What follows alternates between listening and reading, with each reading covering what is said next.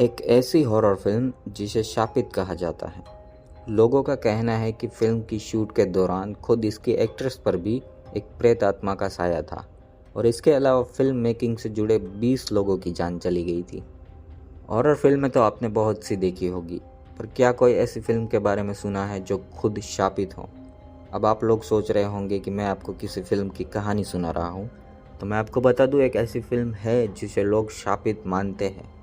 इसका कारण है कि फिल्म इतनी डरावनी थी कि इसे देखने वाले कितने ही लोगों को थिएटर के अंदर ही हार्ट अटैक आ गया। आलम यह था कि अमेरिका में मूवी हॉल के बाहर एक एम्बुलेंस खड़ी रहती थी कि जाने कब किसे ज़रूरत पड़ जाए।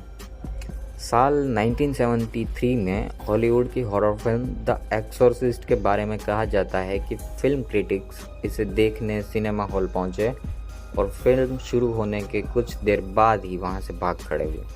विलियम फ्रेडकिन की यह हॉरर फिल्म क्लासिक फिल्म थी। एक ऐसी लड़की की कहानी थी जिस पर किसी बुरी आत्मा का साया था। इसके सीन इतने डरावने थे कि मूवी हॉल में सिर्फ चीखें सुनाई देती थी। जल्द ही द एक्सोर्सिस्ट को लेकर दुनिया भर में खबरें तेज़ी से फैलने लग गई। हॉरर फिल्म द एक्सोर्सिस्ट को लेकर यूके की फार आउट मैगजीन का दावा है कि जैसे ही शूटिंग शुरू हुई, अजीब घटनाएं होने लगी। फिल्म को शापित माना गया। इसकी शूटिंग के दौरान ही सेट पर आग लग गई और पूरे शूट में सिर्फ वो बेडरूम बच गया जहां हॉरर सीन शूट किए जाते थे। इसके साथ ही दावा किया जाता है कि फिल्म की मेकिंग के दौरान इससे जुड़े 20 लोगों की अलग अलग कारणों के चलते मौत हो गई थी।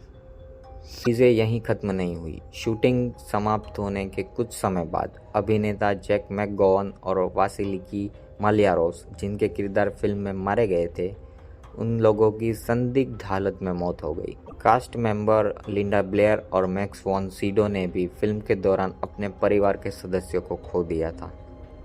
सेट पर ब्लेयर और उनकी ऑन स्क्रीन मां एलन बर्स्टीन गंभीर रूप से घायल हो गई।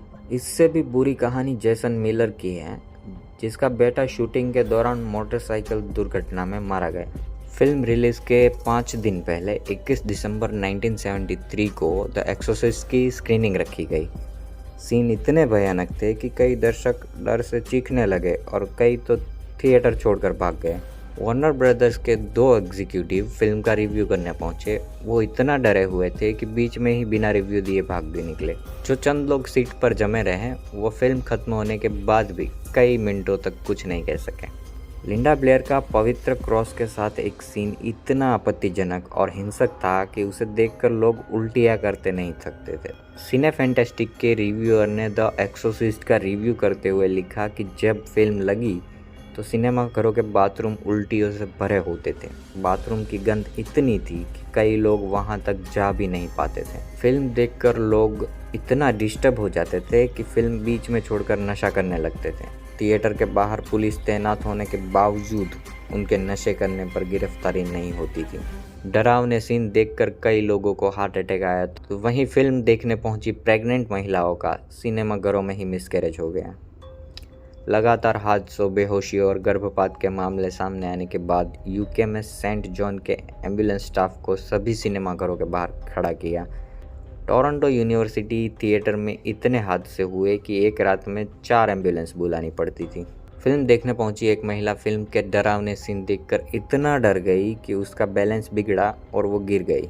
गिरने से महिला का जबड़ा टूट गया तो उसने फिल्म के डिस्ट्रीब्यूटर वार्नर ब्रदर्स पर मुकदमा दायर कर दिया। फिल्म के डरावने सीन देखकर कई लोगों की मानसिक स्थिति इतनी गंभीर होने लगी कि उन्हें इस फिल्म को जहन से हटाने के लिए चर्च और प्रीस्ट के पास जाकर मदद लेनी पड़ी। Horror film magazine castle of Frankenstein को दिए एक इंटरव्यू में डायरेक्टर फ्रेडकिन ने कहा, मैं जादू टोने में विश्वास नहीं रखता था, लेकिन ये फिल्म बनाते हुए जो कुछ भी मैंने देखा उससे मेरा नज़रिया बदल गया। स्पेशल इफ़ेक्ट के सुपरवाइज़र को भी शूटिंग के दौरान कुछ नेगेटिव शक्तियों का अनुभव हुआ। उन्होंने कहा था, सेट पर यकीनन कुछ अलौकिक शक्तियाँ थी। मैंने आसपास चीखें महसूस की थी। हालांकि इन सब के बाद भी फिल्म को लेकर लोगों का क्रेज़ कम नहीं हुआ। कहा जाता है कि द एक्सोर्सिस्ट देखने के लिए सुबह से ही सिनेमा हॉल के बाहर लाइन लगनी शुरू हो जाती थी। तो बस यही थी शापित मूवी द एक्सोर्सिस्ट से जुड़ी हुई कुछ रहस्यमयी बातें। ऐसे ही अनेक रहस्यों को जानने के लिए जुड़े रहे हमारे साथ। तब तक के लिए अपना ख्याल रखें।